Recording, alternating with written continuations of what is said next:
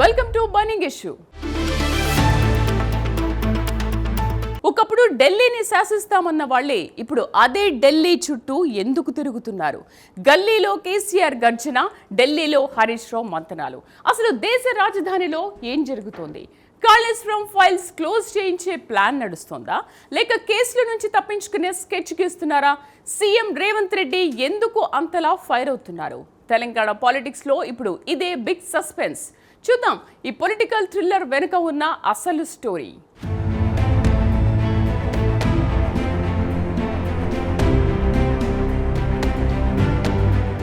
నిన్నటిదాకా ఒక లెక్క, నేటి నుంచి మరో లెక్క అన్నట్లుగా తెలంగాణ రాజకీయ ముఖచిత్రం శరవేగంగా మారుతోంది. ఒకప్పుడు గల్లీ రాజకీయాలకే పరిమితమైన నాయకులు ఇప్పుడు ఢిల్లీ కేంద్రంగా సరికొత్త వ్యూహాలకు పదును పెడుతున్నారు.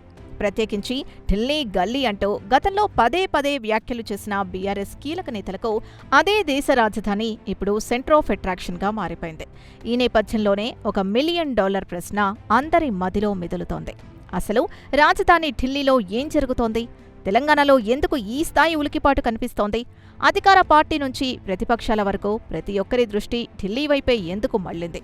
ఇది కేవలం సాధారణ పర్యటన లేక భవిష్యత్ రాజకీయ ముఖచిత్రాన్ని మార్చే సరికొత్త వ్యూహమా అనేది ఇప్పుడు రాష్ట్రవ్యాప్తంగా తీవ్ర చర్చనీయాంశంగా మారింది.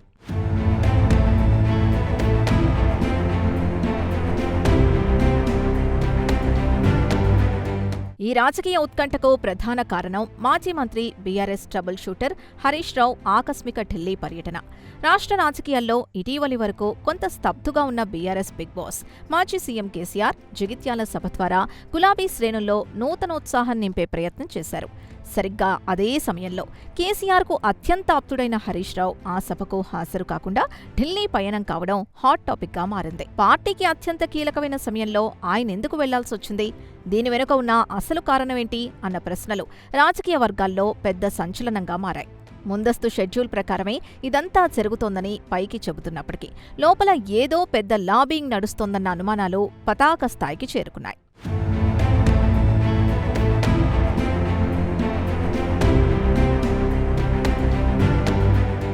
ఈ ఎపిసోడ్పై రాష్ట్ర ముఖ్యమంత్రి రేవంత్ రెడ్డి చేసిన వ్యాఖ్యలు అగ్నికి ఆజ్యం పోసినట్లుగా మారాయి.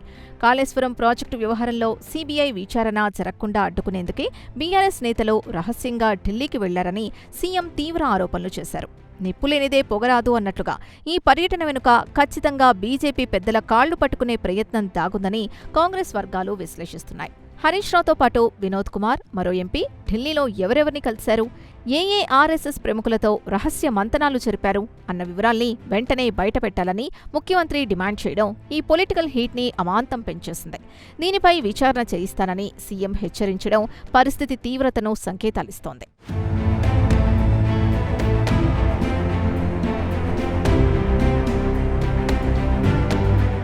కాళేశ్వరం బ్యారేజీల వ్యవహారంలో రాష్ట్ర ప్రభుత్వం అనుసరిస్తున్న ద్వంద్వ వ్యూహం ఇక్కడ స్పష్టంగా అర్థమవుతోంది.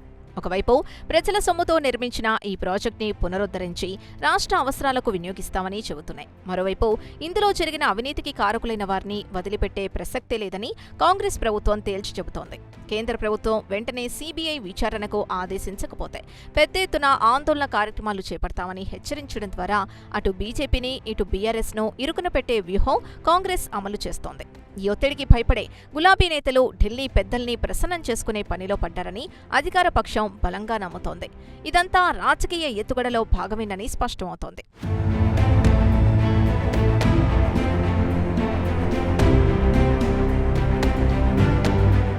చూశారు కదా రేవంత్ రెడ్డి టార్గెట్ ఎంత గురి తప్పకుండా ఉందో.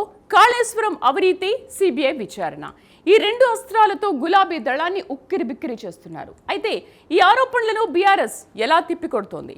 హరీష్ రావు ఢిల్లీ టూర్ వెనుక ఉన్న అసలు లీగల్ వ్యూహం ఏంటి చూద్దాం.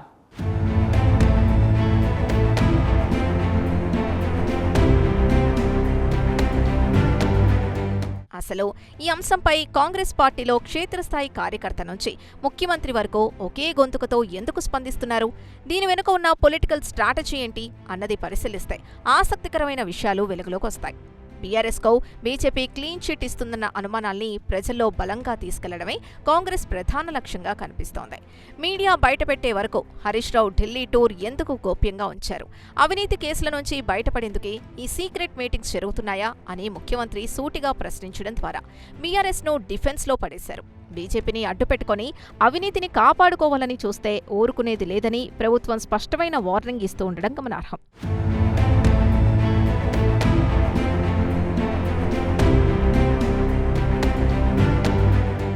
అయితే ఈ ఆరోపణల్ని బీఆర్ఎస్ వర్గాలు తీవ్రంగా ఖండిస్తున్నాయి. తమ ఢిల్లీ పర్యటన వెనుక ఎలాంటి రాజకీయ దురుద్దేశాలు లేవని, ఇది పూర్తిగా లీగల్ వ్యవహారాలకు సంబంధించిందని గులాబీ శ్రేణులు చెబుతున్నాయి.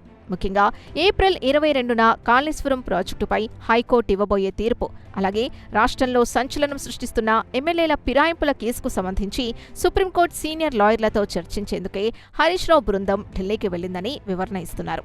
ఎంపీ వద్దిరాజు రవిచంద్ర, మాజీ ఎంపీ వినోద్ కుమార్లతో కలిసి కేవలం న్యాయపరమైన అంశాలపైనే చర్చిస్తున్నారని, ఇందులో కేంద్ర పెద్దలతో రహస్య మంత్రాలు జరపాల్సిన అవసరం తమకు లేదని బీఆర్ఎస్ పదే పదే స్పష్టం చేయడం ఈ పొలిటికల్ ఎపిసోడ్లో మరో కీలక మలుపు.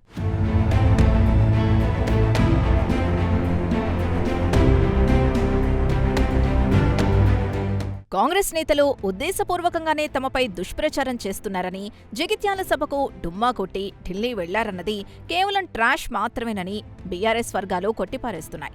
లాయర్లను కలిసేందుకు ముందే అపాయింట్మెంట్స్ ఫిక్స్ చేసుకున్నారని, అదే సమయంలో కేసీఆర్ సభ కూడా ముందస్తుగానే ఖరారు కావడంతోనే ఈ గ్యాప్ వచ్చిందని వారు వాదిస్తున్నారు. కానీ గుమ్మడికాయల దొంగ అంటే భుజాలు తడుముకున్నట్లు అన్న చందంగా కాంగ్రెస్ చేస్తున్న ఆరోపణలకు బీఆర్ఎస్ ఇస్తున్న సంజాయిషీలు పొలిటికల్ సర్కిల్స్లో సరికొత్త అనుమానాలకు తావిస్తున్నాయి. న్యాయపరమైన సలహాల కోసమే వెళితే అంతరహస్యంగా వెళ్లాల్సిన అవసరం ఏమొచ్చిందని అధికార పక్షం తిరిగి కౌంటర్లు వేస్తూ ఉండడం ఇక్కడ గమనించాల్సిన మరో ఆసక్తికరమైన రాజకీయ పరిణామం.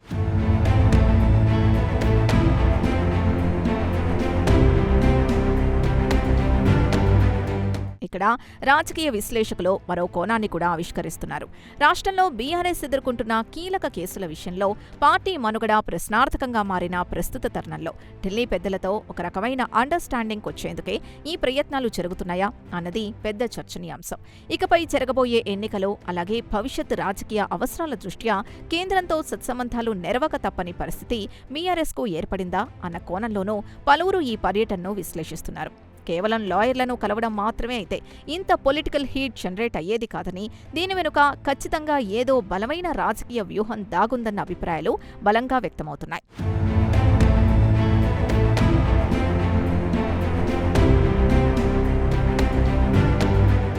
ఇక బీఆర్ఎస్ అధినేత కేసీఆర్ వ్యవహార శైలి కూడా ఇప్పుడు సరికొత్తగా కనిపిస్తోంది.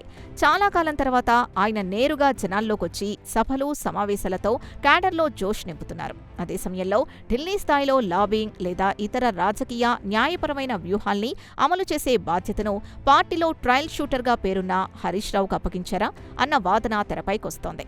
ఇద్దరు అగ్రనేతలు పక్కా ప్లానింగ్తోనే రాష్ట్ర, జాతీయ స్థాయి వ్యవహారాల్ని పంచుకున్నారని అర్థమవుతోంది. ఒకరు గ్రౌండ్ లెవెల్లో ప్రజల్ని మొబిలైజ్ చేస్తుంటే, మరొకరు తెర వెనుక పార్టీని న్యాయపరమైన, రాజకీయ చిక్కుల నుంచి బయటపడేసే టాస్క్ ని భుజాన వేసుకున్నారని రాజకీయ పండితులు తమదైన శైలిలో స్పష్టంగా అంచనా వేస్తున్నారు.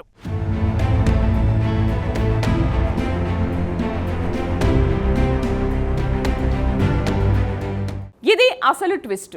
ఒకవైపు కేసీఆర్ జనాల్లోకి వస్తూ క్యాడర్లో జోష్ నింపుతుంటే, హరీష్ రావు మాత్రం ఢిల్లీలో లీగల్ అండ్ పొలిటికల్ లాబింగ్ చేస్తున్నారు. ఈ డబుల్ యాక్షన్ స్ట్రాటజీ వర్కౌట్ అవుతుందా? పార్టీ ఫిరాయింపుల కేసులో గులాబీ బాస్ వేయబోతున్న రివర్స్ పంచ్ ఏంటి? కథనం కొనసాగిద్దాం.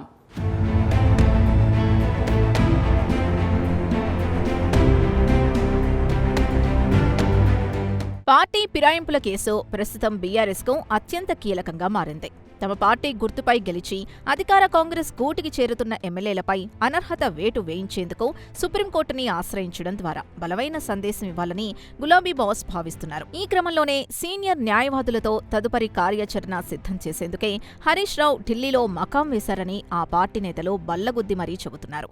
కాళేశ్వరం కేసులో సీబీఐ ఎంట్రీ ఇవ్వకుండా లీగల్గా ఎలాంటి అడ్డంకులు సృష్టించవచ్చో కూడా న్యాయ నిపుణులతో సుదీర్ఘంగా చర్చిస్తున్నట్లు సమాచారం. అయితే ఇదంతా కేవలం లీగల్ బ్యాటిల్ కోసమా లేక పొలిటికల్ సర్వైవల్ కోసమా అన్నదే ఇప్పుడు సగటు తెలంగాణ ఓటరు మదిలో నిరంతరం మెదులుతున్న అతిపెద్ద ధర్మ సందేహం.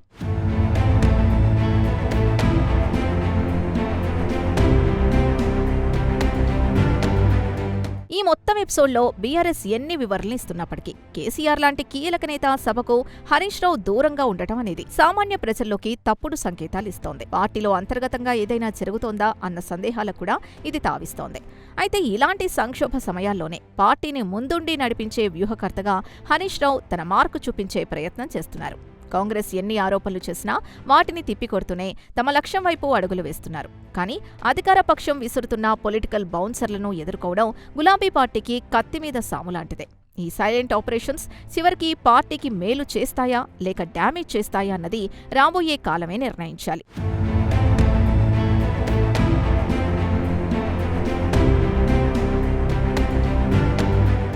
అంతిమంగా చూస్తే ఢిల్లీలో మంత్రంగా, గల్లీలో యుద్ధంగా సాగుతున్న ఈ రాజకీయ చదరంగం తెలంగాణ పొలిటికల్ స్క్రీన్పై హైవోల్టేజ్ డ్రామాని తలపిస్తోంది. అటు కాళేశ్వరం అవినీతి ఆరోపణలు, ఇటు పార్టీ ఫిరాయింపుల కేసుల నడుమ అధికార ప్రతిపక్షాల మధ్య మాటల యుద్ధం తారాస్థాయికి చేరింది. హరీష్ రావు ఢిల్లీ టూర్ కేవలం న్యాయ సలహాల కోసమేనని బీఆర్ఎస్ చెబుతున్నా కాంగ్రెస్ ఆరోపిస్తున్నట్లు దీని వెనుక ఏదైనా పెద్ద స్కెచ్ ఉందా అనేది రాబోయే రోజుల్లో తేలనుంది. ఏదేమైనా ఒకప్పుడు దేశ రాజకీయాల్ని శాసించాలని కలలు కన్న పార్టీ ఇప్పుడు తన ఉనికిని కాపాడుకునేందుకు అదే ఢిల్లీ చుట్టూ ప్రదక్షిణలు చేయాల్సి రావడం తెలంగాణ రాజకీయాల్లో ఒక ఆసక్తికరమైన మలుపు. ఈ పరిణామాలు భవిష్యత్తులో ఎలాంటి ప్రకంపనలు సృష్టిస్తాయో వేచి చూడాల్సిందే.